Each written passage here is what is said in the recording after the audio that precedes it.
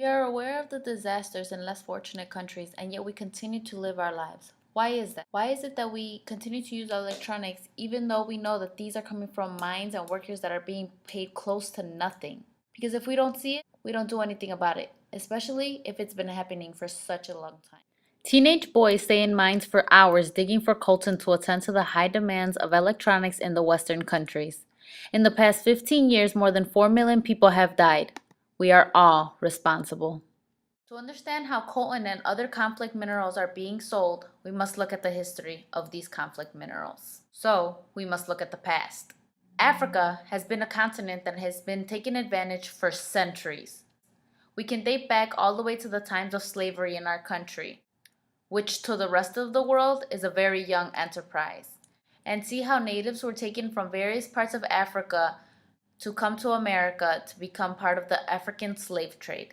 Everyone learns this in grammar school. It was not the choice of the Africans to come to America, but in fact were forced to come to America for the various beatings, rapes, and other obvious violations of basic human rights. Long before the United States began bringing slaves, Africa was colonized by European and Asian countries, dividing the entire continent into smaller portions, totally disregarding the African people.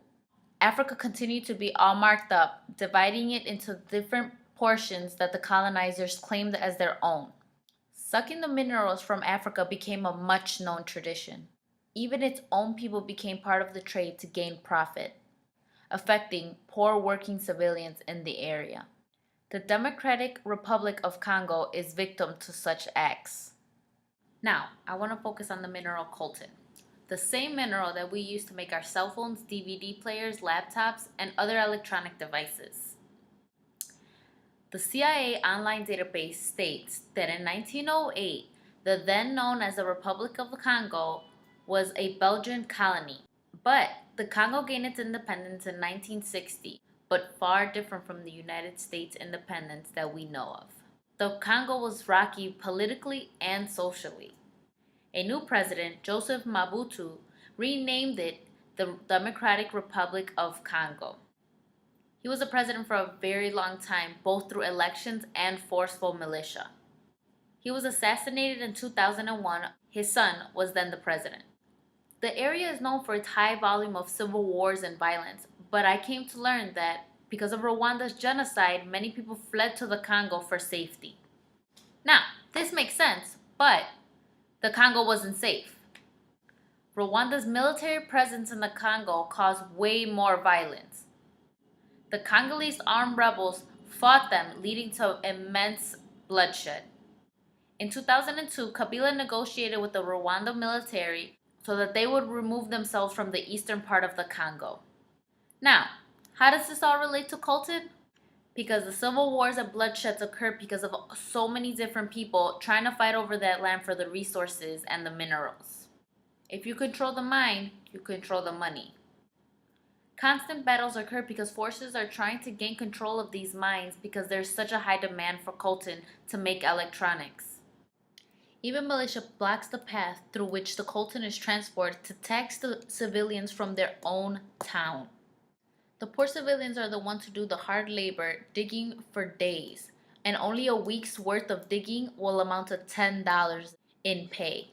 The mayor in one of the villages thinks that it's a shame that these military forces are taxing their own people because they're the reasons that they are there to protect them from people like themselves.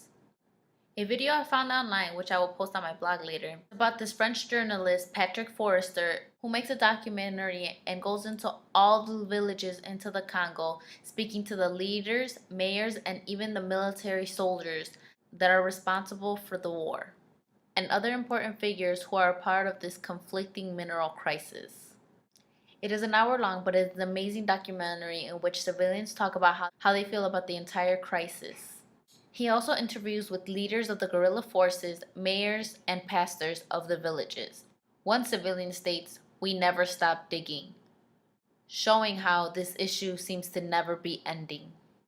Andy Cooper did a report about the abuse that the women and children encounter by the soldiers who are in these areas who rape and massacre entire villages.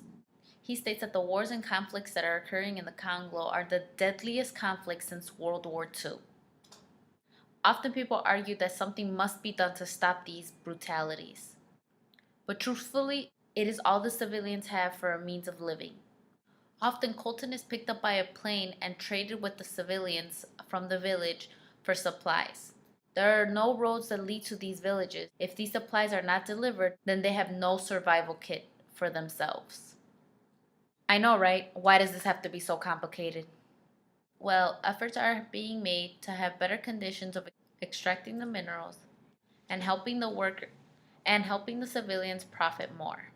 The Dodd-Frank Wall Street Reform and Consumer Protection Act was put into effect by Congress in July 2010, requiring the U.S. Securities and Exchange Commissions to force companies to state whether or not they were getting the minerals from the Congo. Honestly, this isn't really stopping anything, it's just saying if it's going to be coming from the Congo or not, but it's better than nothing. The French journalist Patrick Forrester went to the Olive Group, which is one of the biggest coltan dealers in the Congo.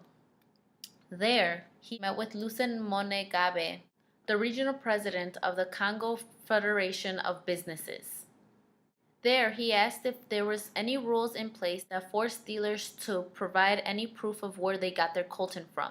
Lucien Monegabe stated that yes, there were.